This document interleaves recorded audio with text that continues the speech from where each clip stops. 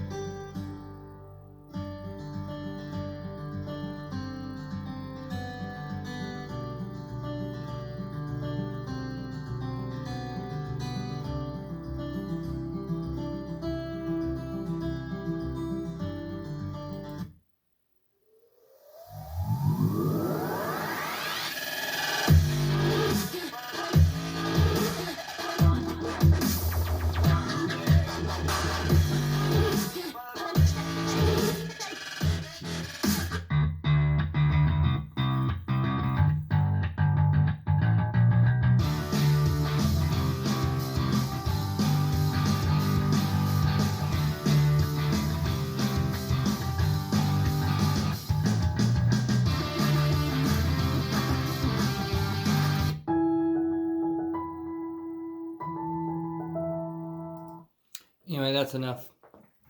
Now, you guys probably can't really tell through my phone because I'm just recording. I use the Galaxy S9 because it's stereo microphones, and they're not too bad.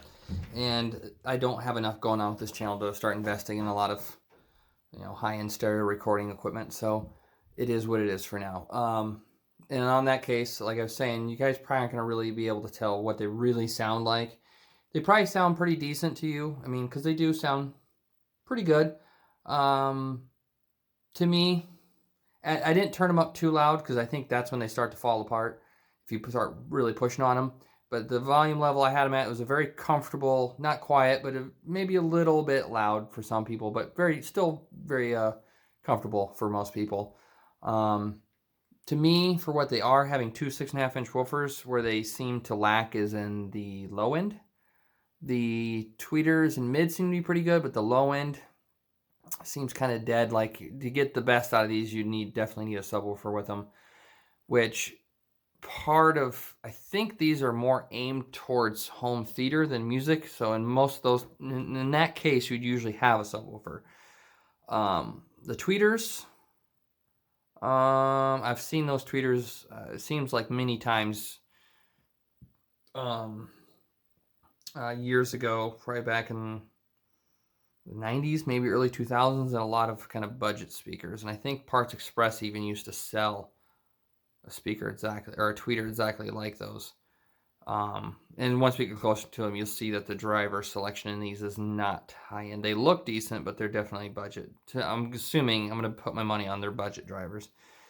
The tweeter seems pretty good. It's a titanium tweeter. It seems a bit sparkly.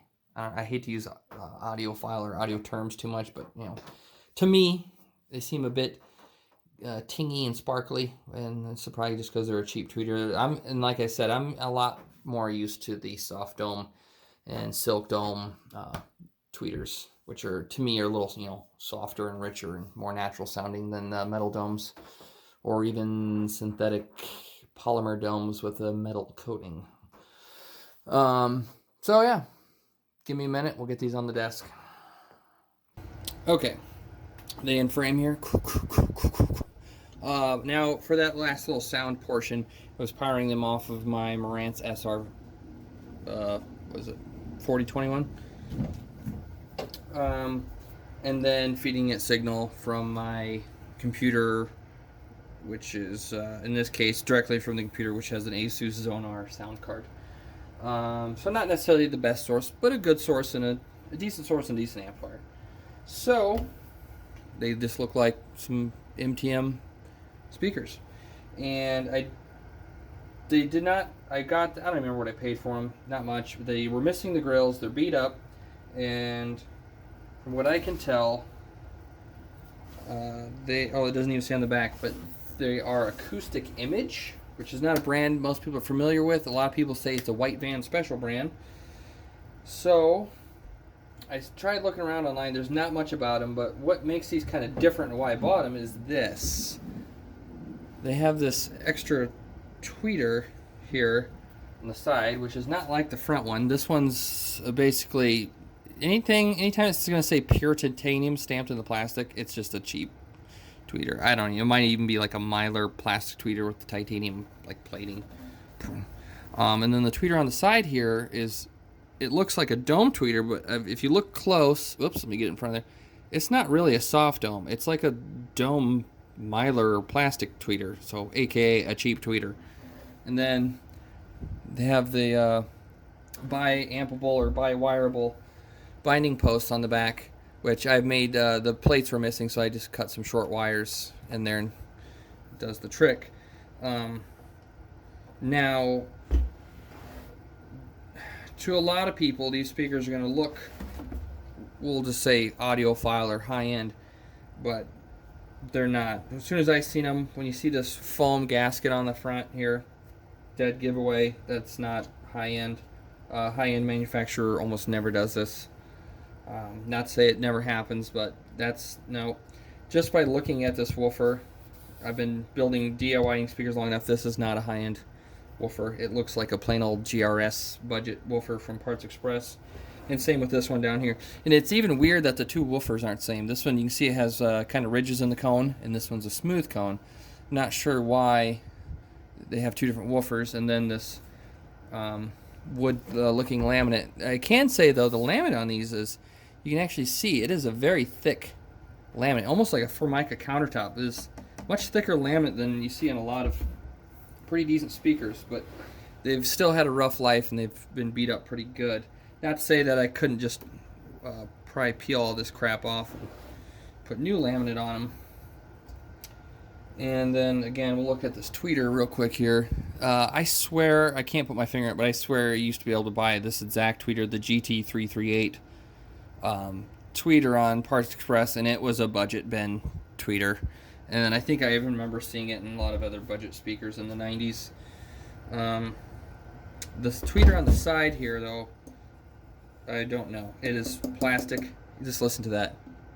There's like resonance in that little plastic. It's terrible. It's like a little drum. And I've seen different versions of these where the side tweeter is more of like a horn-loaded style. It's different than these. So I don't know if they made different versions of these. I can't find anything on Acoustic Image. I'm assuming they were kind of a white van special. Because even though these have nice heavy cabinets, something for China to mass produce a decent, I mean, other sides of them, they feel thick, and they are heavy. It's not necessarily expensive for China to mass produce a decent heavy cabinet and then just put a bunch of cheap drivers in it. So, I mean, and a lot of people, they can trick them too, like, oh, these, yeah, these must be pretty good. They got some weight to them. Well, the cabinets might be heavy, and then the driver weighs nothing. So, or who knows, there might be a bunch of Bibles in there. But anyway, I got my hands on them because they were cheap, and they're just, I've never seen them before, and looked online, not a lot going on, and I'm going to do this video so people that are wondering about them, should they buy them. If you can get them cheap enough, I'll tell you right now, sure, why not? I think I only paid 25 bucks for these, and I ain't butthurt about that. They perform good enough. They're not going to soothe your socks off, but they definitely do the job. These are all Phillips, so let me grab a drill. Oh, another thing before we get them taken apart here, let me grab my tester. I don't remember what they are rated for ohms. I think the frequency range on them was 55 to 20,000, which is fine. I don't know if they actually do that. Once I get my Dayton test equipment set up, maybe I'll do a test on them. But because in the bass end, to me they sound more like they're 60 or 70. They don't really sound like they're getting down to 55. If they are getting down to 55, it's got to be way on the low end. Unknown. This thing's been giving me trouble.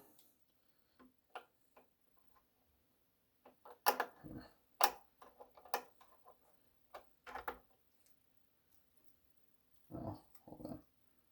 Move that over. Now let's try it.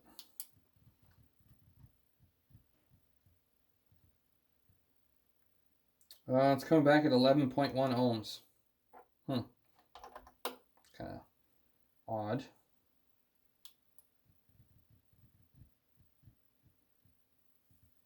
If you can't see, I have one of these little testers here. Second test, exact same thing, 11.1 ohms. Huh.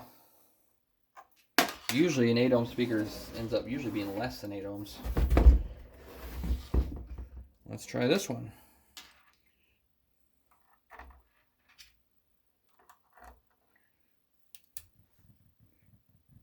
See if I can get this in frame here. This one came back as 12.1 ohms. As you can see there, we'll run it again.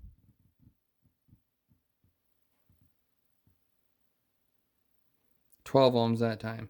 Okay, this is kind of weird. That's with those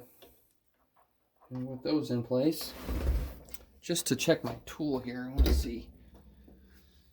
This is a 4.5 inch driver from Optimus A88 X or X88A or something like that. This says it is 6 ohm. So I'm gonna hook my tester to it. Maybe my tester is just off.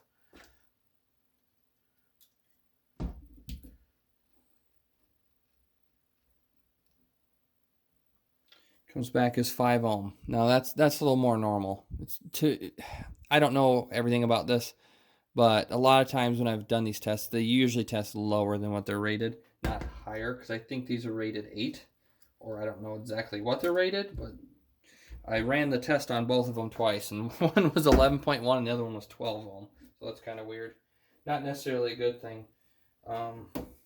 So whatever. Let's just get one off to the side here. You are a lucky guest. You get to come apart first. Well, let's try this guy first here.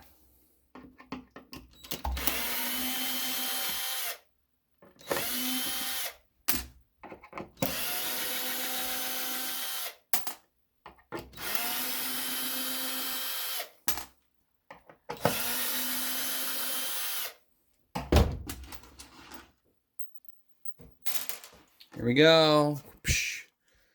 Yep, cheap little plastic tweeter.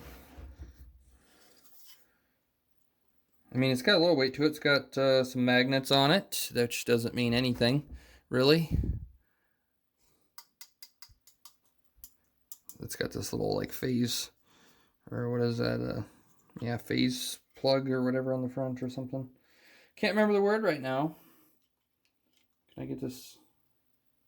No, that's just gonna break. No, I don't know if I can fudge with it. Yeah, this little guy here. Nothing special. It does not say anything on it, unfortunately. But you can see the cabinet thickness here. Where's my tape measure? It's right down here. But if I had to guess, this is probably like 5/8 thick. It's thicker than half, but I don't think it's 3/4. It's probably 5/8 thick. MDF, which is not bad. A lot of times cheap speakers are, and then that it's even MDF. A lot of speakers, like cheap speakers like this, are just made out of like half or 5/8 like chipboard. That was very anticlimactic. Climactic. I can't say that word. So we'll go ahead and start working on this other side. Oh, there's my tape measure. Use that to prop it up. So we'll start with this. I'm not even sure which way to go. This kind of side firing dipole tweeter or whatever it is. I'm not sure if it's supposed to be pointing out this way or if you're supposed to have it pointing in, like you had one on each side of your TV. Should they be pointed at your TV or out towards the sidewall for like reflections? So that's the other reason I think these are more for home theater. You have these up front, and then you could have those tweeters. You know how this one sits. The tweeter is actually be aimed at the wall, and the sound is supposed to bounce off that wall and then bounce off the sidewall and then hit the side of your head or something. You're trying to use some sort of reflections, you know, some pre-Atmos. These were Atmos before Atmos. I'm not sure what their thinking was behind it, but I'm pretty sure it probably didn't work very well.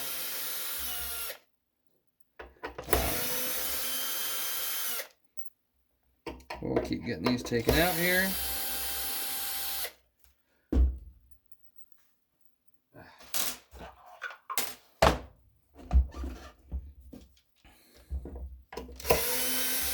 These will most definitely be sold. I haven't decided. Once we get them apart and look at the inside, I haven't decided if I want to try and do anything with these to make them better. I mean, I have some ideas I'll share with you, but don't forget. Either way, let's start popping these out. Ready? A little bit. We stuck here. Weight test. I need to adjust the camera. Oops, bumping the camera. I do that really well. Anyway, that's good enough. Weight test. They got a little weight to them. GW, which could stand for Goldwood, which is, they do make some budget drivers. And I've seen this black style web before, or what is it? Yeah. Anyway, this could very well be a GW6028. I can try and look up that part number. It does have a vented pole piece made in China. Can I get to it? Oh, yeah. There we go. Ta-da! Some of you that are more familiar with maybe drivers. I've bought a lot of drivers from Parts Express. To me, this just reeks of Goldwood. Very generic stamp steel foam gasket driver. So, which is not a bad thing. I can possibly make that better.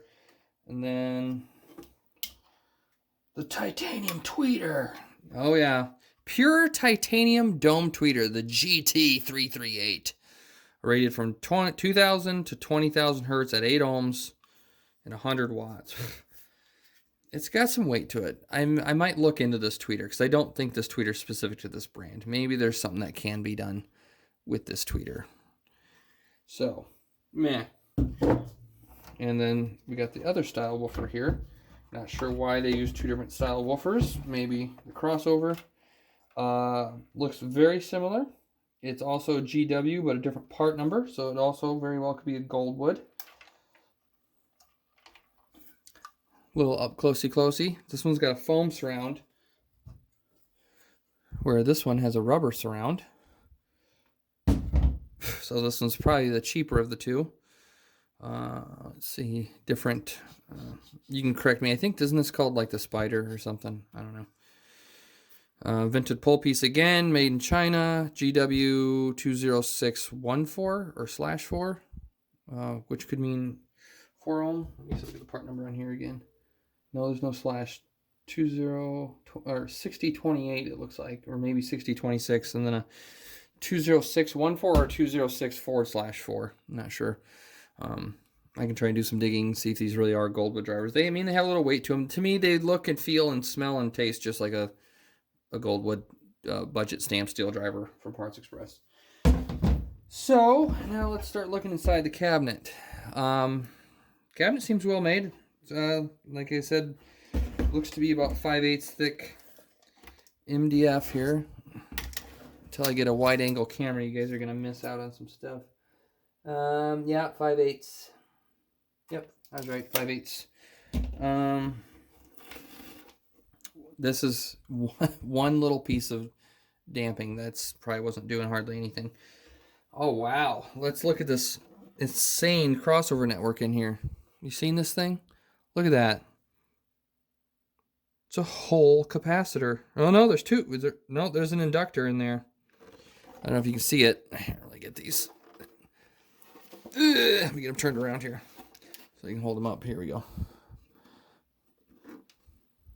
This way. That red thing is an electrolytic cap, and then right next to it, you can't really see it, but vertically, there is a looks like a little iron core inductor right next to it. Can you see it now? Yep.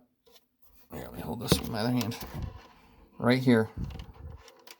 It's a little iron core inductor, which would be for the woofer, or woofers might be going through that. And then what looks to be just a basic electrolytic style capacitor. And then I'm not sure what this thing is over here. It almost looks like a relay or something. This little black box. If you know what that is, put it in the comments. I'm not sure what that is. Maybe it's a resistor or something. But either way, for what's going on inside these, I can't imagine that network or crossover is appropriate. On the other hand, we have an interesting cabinet that's fairly well made. As you can see the inside, there's some decent bracing in there all over. And they are really heavy cabinets. And having this slanted back here is actually going to help reduce internal standing waves and stuff, which is kind of nice. But I think where I was going with these is this needs to just go away. Get rid of this. And either plug the hole. Because if I remember right, if those are Goldwood budget drivers, if I remember right, they do like a sealed enclosure better than a ported. You can do ported, but I'd have to run it through my Basebox Pro and stuff and see how well they work in a ported enclosure this size. I'd have to do some math and figure out the volume of something this shape. because it's kind of an odd. I don't remember what this shape is considered, but there is a volume calculator for this. And I might have to just brush up on my geometry a little bit. But if that's the case, find out what drivers those are. Or once my DATS V3 is here, I can just hook them up and hopefully get the TS parameters of them and start maybe reworking a better crossover, because we got a decent terminal plate. I don't really care for the dual bi-amp or bi-wire ones, but it's whatever. We'll leave it in there. Possibly get rid of this tweeter over here. Maybe turn this into a port, a rear like side angle firing port or something. And then see if we couldn't actually work out a proper MTM crossover for these drivers. I really need a wide angle. Can't get everything in the shot half the time. But yeah, maybe down the road we could work out a proper MTM setup for these. But based off my experience, these are, I don't know if I'd call them white band specials, but they are definitely designed to make you think they're much better than they are. And I've had other speakers like this in the past that also would be considered white band specials that look pretty nice and just sound terrible. These actually don't sound too bad.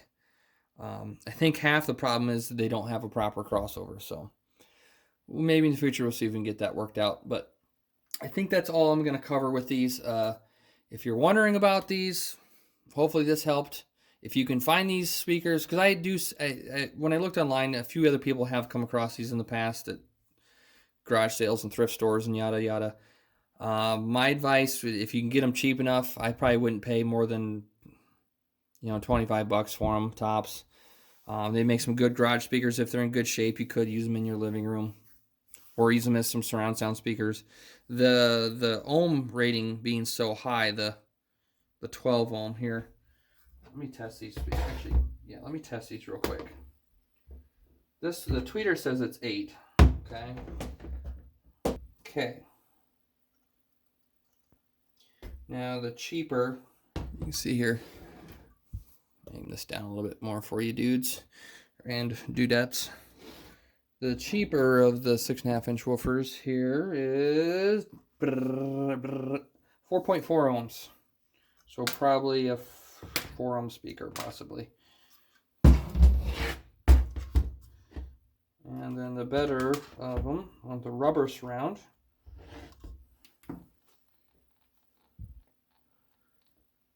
7.4 ohms. So this is probably an 8 ohm, 4 ohm, 8 ohm. So yeah, I can work with that, I suppose. So yeah, cool. Like, subscribe. Maybe down the road you'll see these imposter speakers or facade fake speakers, whatever, turned into something much better. So I think that's it. Good night.